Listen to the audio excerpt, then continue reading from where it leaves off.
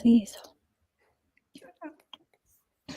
Hello, everyone, and welcome to another Light the Torch event with She Writes Studios. That means we have another lucky author with a book that released today to ebook on Amazon. And I'm so excited to have Miss Laurie Carter here to discuss her new book, Ivory Express. So, Laurie, please fill everyone in that's listening and watching.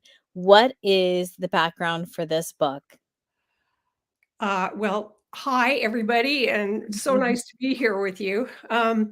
We got to go a long way back for this Okay. background. So, in fact, the early 1990s. Ooh. And yeah, and within the space of about 2 years in my life, there were three things that happened that formed the genesis of this book. So, the first thing was that I moved from the suburbs of Toronto, so big city suburbs. And I moved to a house on the edge of a forest overlooking a lake in British Columbia.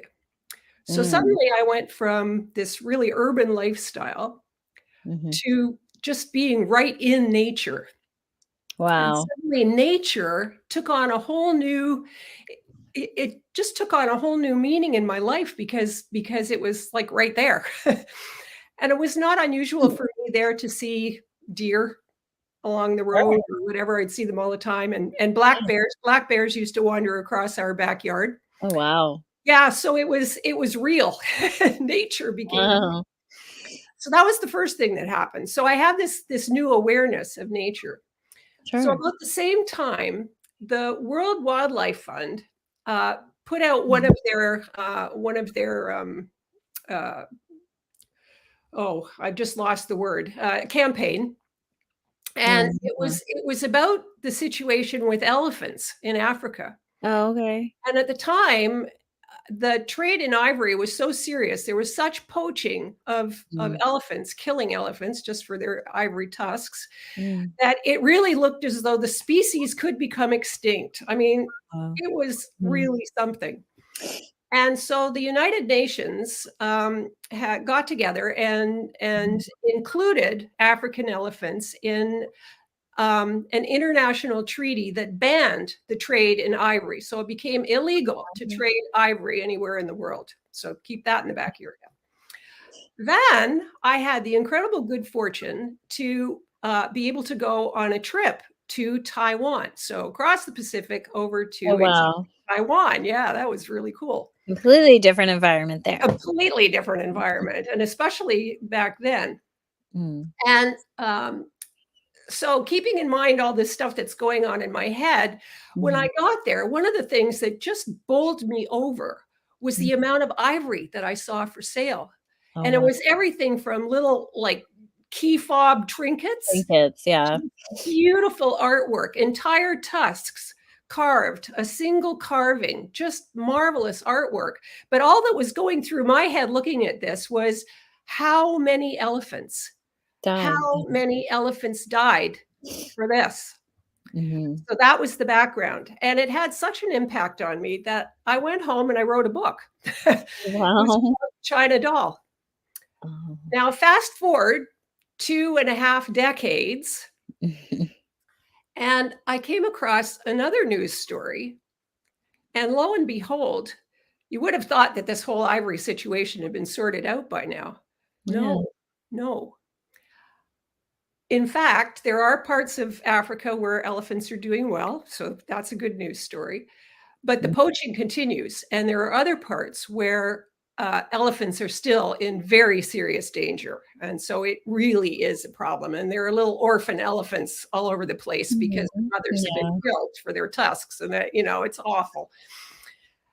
And so I was pretty much horrified to see that this story that was so old was still completely relevant. Right. So I Yeah. decided what I was going to do with that was to take China Doll. I completely rewrote it. I updated it 2.5 decades. You can imagine all the things Wow. that changed in that time. And Sure. that's Of the genesis course. of Ivory Express. That's where it came from. Wow. Wow. And what, it is horrible to think, like you said, 2 decades later, we're still having the same conversation. Unfortunately, it's not just with this, it's with a lot of things that Exactly, and it's just go one on. example of, Mhm, wildlife, about nature, about the natural environment, about conservation. That's mhm. really the bottom line here, yeah. I love it, and it's a beautiful cover, and, you don't even realize that's what it's gonna be about, right? I know, I love what Your Eyes Studio has done with that cover, just completely I it she they whoever the graphic designers are, they did such a great job of realizing the character Taylor Kerrick there, that yeah. I love it. Awesome. So, this book, you wrote it, you've learned, you've rewritten it. Um, what about you? What do you like to read? What do you get inspiration from? Oh, wow. Reading, reading, reading. I actually probably read more than a lot of people do Mm. because I'm also a journalist and a nonfiction writer. So my day job requires that I do A a lot of reading. tremendous amount of research. I read and read and read, and I love it. I love research. So Mhm. sometimes I have to say to myself, stop reading and start writing. So I just want to read. So I love history and I love, excuse me, I love history and I love biography and historical documents and all that kind of stuff. Mhm. So that is a lot of my reading. But when I just want a bedtime read, which is every night, or cuddle up with a blankie on a rainy day, then I read mystery. I really, Ah. really love mysteries. And so there are certain things that I look for in mysteries. One is that I Mm, I really, really like series. mm. So if I find a new author, so much the better if there's a series involved. And what I do is I go right back to the beginning and read myself forward to catch up to whatever number of books there may be. And sometimes that's quite a few. Sometimes I've found authors that, they've been around for years and I just didn't know about them. So Didn't it's know. really a bonanza. I get to go back and come through all of these books again. So series is really something. And something else I really love is setting because in Mhm. this other, sort of my day job often involved travel writing. And so Mm. I love travel and I think there are huge benefits to travel. And so setting really appeals to me when I Mm. read, and I've tried to make it an important element of the Ivory Love Express. it. Mhm. So that's another thing. So that really impacts on who I like to read. And Mhm. I really like police procedurals a lot, so I Mm. find that a lot of the ones I go after are that, but I also like amateur sleuths and, detectives and everything. So I would say to actually name some of my favorites would be like Donna Leon, her book set in Venice. And Okay. then there's MC Beaton, is sort of cozies. Her Hamish Macbeth is up there in Scotland. And I love Anne Cleves with her people from Vera in Northern England and the Shetland books. And who else? Oh, Canadian. A Canadian I've really gotten into is Barbara Fradkin. Mm. Her books set here in Canada. And then, the sort of standard ones like Kathy Reichs, I really like her, and Patricia Cornwell, and Sarah Paretsky, and J.A. Jance, and Mhm. Australian, Jane Harper. That's one I like a lot too. Again, setting really important there.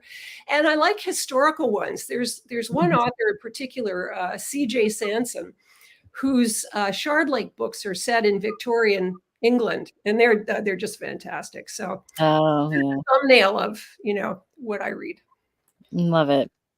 Love it. I know I often, don't get or make the time for reading, but when I do read, I also do like, mysteries, and, in my prior life, because I think as we get older, I feel like we have different chapters of our life. So one chapter of my life, I was in investigations and in law enforcement. So sometimes when I'll read Really? them, I'll start reading a book and then I get into it and I'm like, I've already figured this out and I don't like, this is shoddy police work. I have to put it down. It's just making me mad. So I can't. Isn't that interesting? Well, now I'm scared to have you read it. Oh, no. No, no. But But I'm looking forward to this book. It seems very interesting in the background. It's great to know that was the fostering for this background. So what about the messaging? What messaging are you looking for people to get from this book? So um, what I really hope people get, like it's a good read, right? That I would like people to be entertained. Mm, I That's the point of reading for pleasure, as far as I'm concerned, is that you come away feeling like, oh, that was really good, and maybe even at, oh darn, I'm sorry that book's over, because aren't those the best yeah, books when you come away feeling like, oh no, it's I finished? want to know what's next. Yeah. Yeah, what's next? So the Mm, series, right? Love those series. Um, so people are going to meet this new character. She's an investigative reporter. Her name is Taylor Kerrick, and she lives in Vancouver, British Columbia.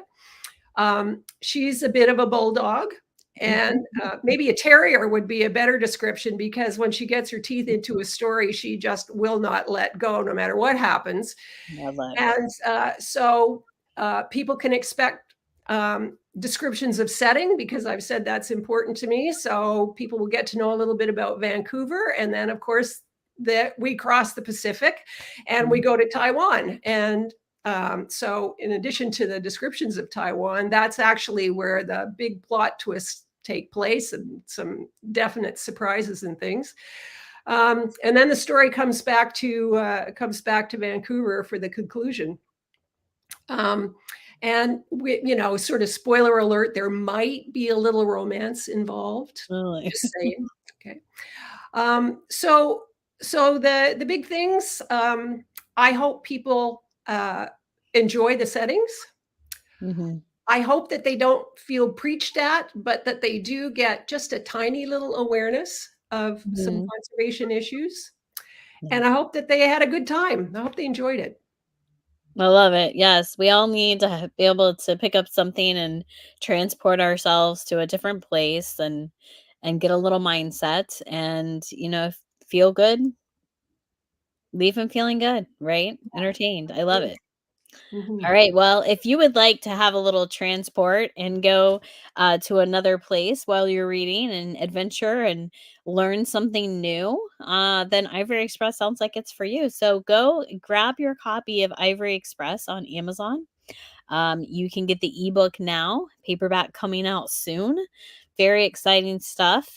Thank you for trusting She Rises to be your publisher with your reinvention of China Doll to the Ivory Express. Thank you, Miss Laurie Carter, for joining us today and taking time to explain to everybody the background on the story and what they can look forward to in this new book. And I'm so excited for your adventure and journey with this book. Everybody, I hope you have a great rest of the week. And Laurie, thanks again for joining us. Thank you. Have a great day. You too. Bye bye.